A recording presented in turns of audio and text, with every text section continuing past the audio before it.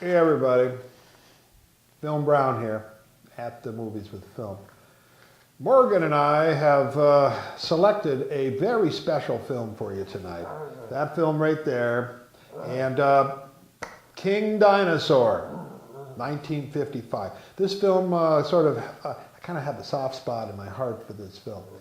And the reason for that is I like Bert I. Gordon. I like him a lot. He's the guy who, Bert I. Gordon, big. Everything he does, except for the Puppet People film he made, deal with big things. Everything's big, okay?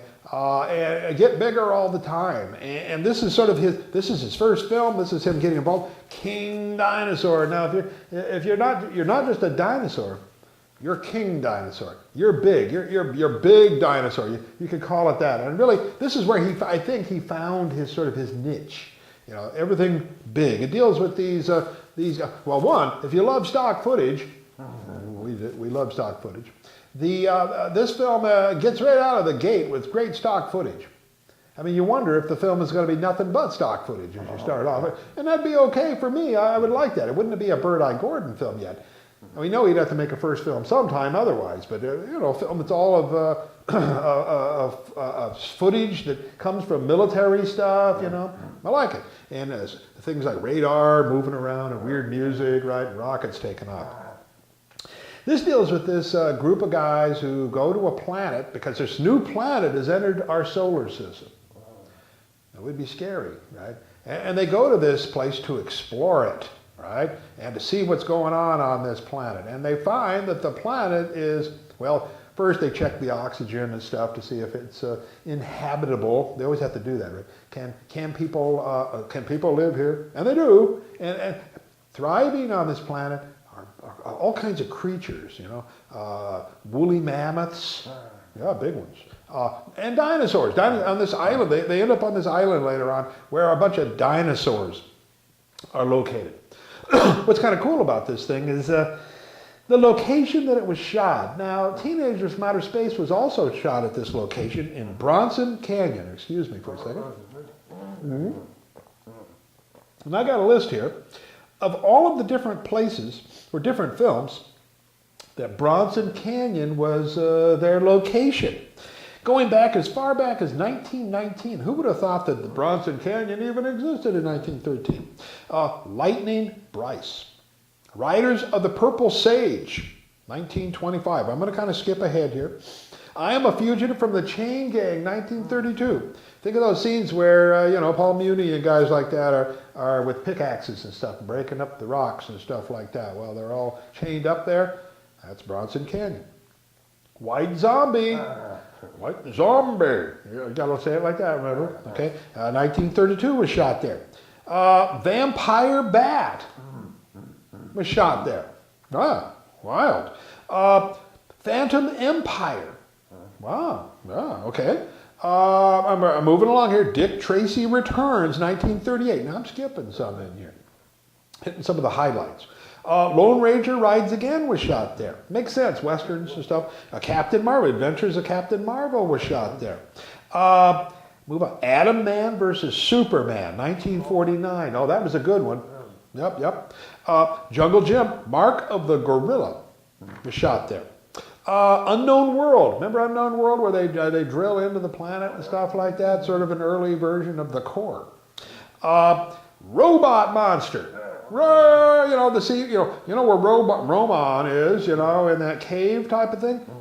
That's where we shot, because one of the hallmarks of the Bronson Canyon is this cave, and it's always shot at an angle because if you shoot it straight on, you see right through it. And you see it's kind of a small little thing, but if you shoot on it to the side, you like it. Killers from Space. Ooh, the Wilder film. Day the World Ended. Whoa. Invasion of the Body Snatchers was shot there. So they're got some big A production films. It Conquered the World.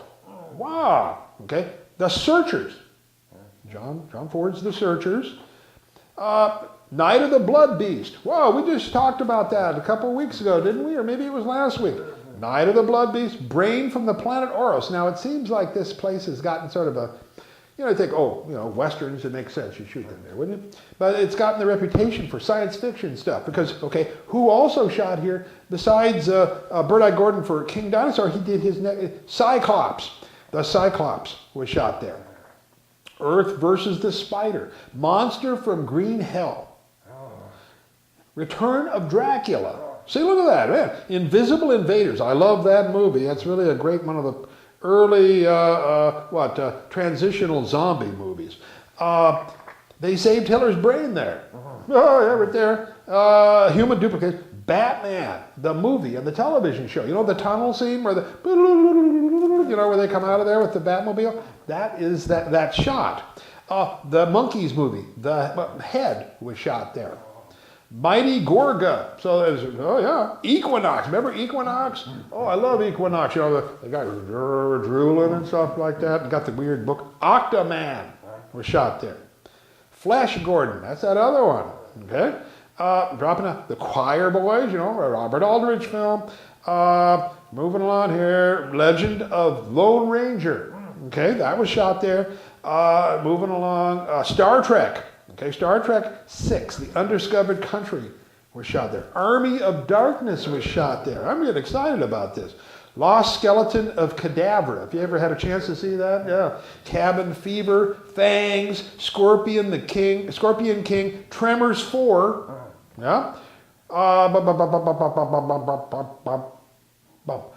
Mega Python versus Gatoroid.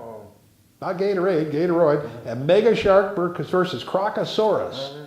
Yeah, man. So, and a ton of television shows that we won't get. Most of the Star Trek shows were there. Look at that. Star Trek The Voyager, the original series, Next Generation, Enterprise, Deep Space Nine, and Twin Peaks. All right.